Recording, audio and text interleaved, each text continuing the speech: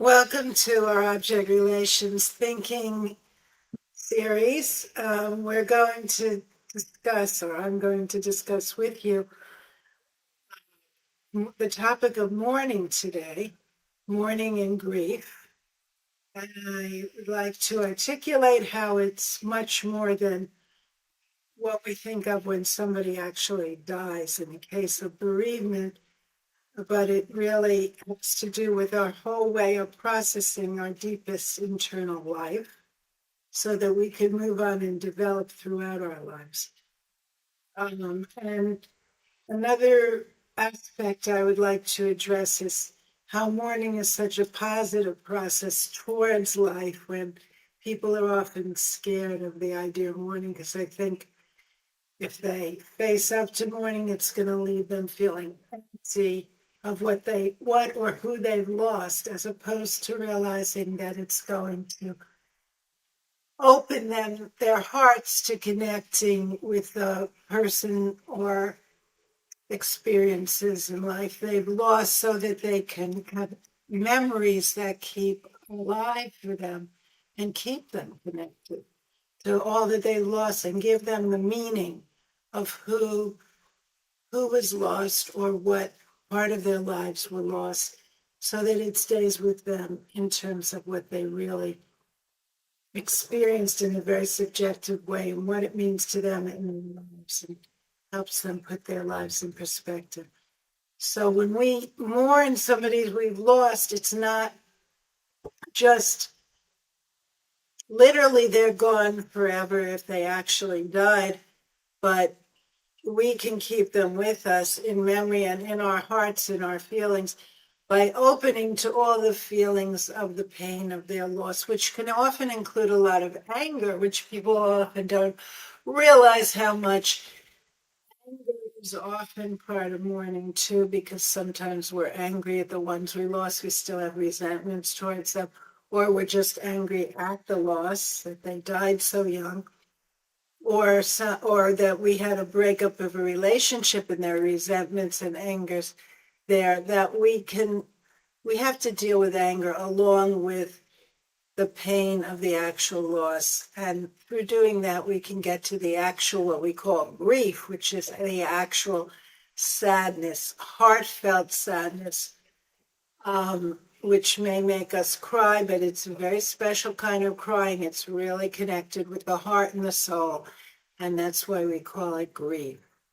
It has a certain distinct quality of sadness that has both loss and love in it. And as we work through our pain and our anger, we get to a place where we can renew love, and we can actually be reborn psychologically in ourselves as we let go of the old and open up to the new, while we sustain connections through love, opening up again with those that we've lost or said goodbye to or been left by, or experiences we've lost moving from an apartment, or even more profoundly from a country, one country to another, or one culture to another, or had an animal die. I know many of my patients have taught me how much grief they go through when they've lost a dearly beloved dog or cat that they felt intimate with for years. So any kind of loss, whether it's actual death or just a break of a relationship, has requires a mourning process for us not to cut off from our own inner selves and our heart and our memories, and make, if we don't mourn, we can leave some kind of blank space instead of the memories that have so much meaning for us, and the capacity to open our hearts again to love and love again. We could close ourselves off. And that's what we call pathological mourning, when there's no mourning process that's progressive and developmental towards renewed life and renewed love, but instead somebody gets stuck, maybe with a lot of dissociated or obsessive thoughts about someone that they can't let go of. That's not mourning. That's a form of holding on. It's pathological mourning. And, and every time we move forward in life, there are losses of what we're leaving behind in order to go forward. So, for example, a young person going off to college may actually need to have a kind of mourning process just about leaving their high school friends in order to open up to college life and college friends. Every time we move forward, even if it's exciting, even if it brings joy and it's a conscious choice and decision to go where we're going, there's still loss of the old and what we're leaving behind. Now, of course, that would be a more mild mourning process than bereavement, where you actually lose a loved one who's close to you. That's a much heavier kind of mourning. But they're all grades and relative degrees of mourning. And actually, mourning is a natural way of processing all our inner life and feelings, because there's always sadness and loss involved in daily life as well as in ongoing life over time.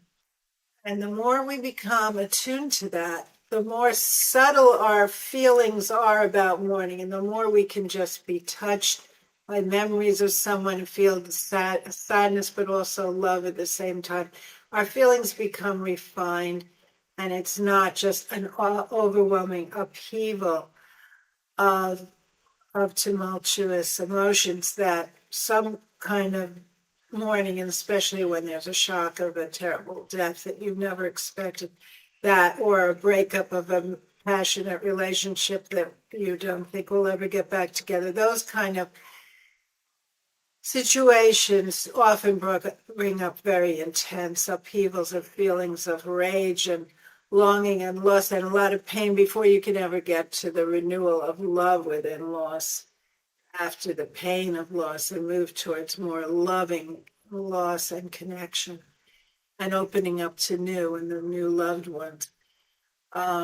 So there are more intense kinds of mournings, but even those kind of mournings, if you can face it and go through it, the feelings get more refined so that you can mourn more easily in the future. The next time there's a separation, death, or loss. So there's bereavement when we actually lose somebody, but there's also throughout life, it's often called separation, individuation. We're separating from the old and moving towards the new as part of the course of our progressive development and growth. And that cognitively, on a cognitive level, we just think about what we're moving forward to. And that's even become a very common expression, moving forward. But we're not computers that just go forward or backward. And we don't just delete and not have any traces of something. We're not machines. We're people, and we have to carry with us the most early ties from earliest time in life, and then other relationships that we formed, attachments to those we loved and hated and had ambivalent feelings for. So we can't just move forward in our heads. We have to move forward with our hearts, which really means that we surrender to the feeling level of grief, loss, pain, and ultimately love and loss rather than pain, and moving towards love and new connections and being present with who we're with now. But that is a process that many people try to avoid. And there are many ways we resist it. People often, the catch term phrase now, manic depressive, all this stuff. Often what that is a hyped up reaction to running away from feelings that becomes this manic intensity, and then dropping into depression and despair because the person hasn't worked through loss. And actually, there are moments in mourning process where you can feel like you're in a state of despair because you think, you're really never going to see this person again, or you're never going to have this person as a girlfriend again, or a boyfriend, or a husband, or a wife, and you just can't bear it. So you feel this sense of despair because you can't imagine anyone ever replacing that person. And nobody ever will exactly replicate that person. But if we can face despair as a feeling and not be fixed in it and adopt despair as a frigid belief system, if we can just feel it as this is part of the grieving process, along with anger being part of the grieving process, we can actually go through the feelings like any other feeling and move on to other feelings. That includes joy and excitement again, but also the finding someone new who replaces the need for the other that we've lost, but doesn't replace the exact individual. That's why it's mourning. We have to remember that unique person we've lost, and then we can find someone new and have a different kind of relationship, bringing with us the memories and the love from the earlier lost loved one. And that's how we then keep ourselves open to life and to new relationships and can further develop and actually learn from our old relationships. Because if you have them there in memory, you can remember, oh, I didn't do this right in that time. Wish I had done it differently. I have regrets. I wish I had handled things better. Maybe the relationship wouldn't break up if I did it differently. So if you have the memories and you do the mourning, you can remember what you did and use it the next time to make a better relationship.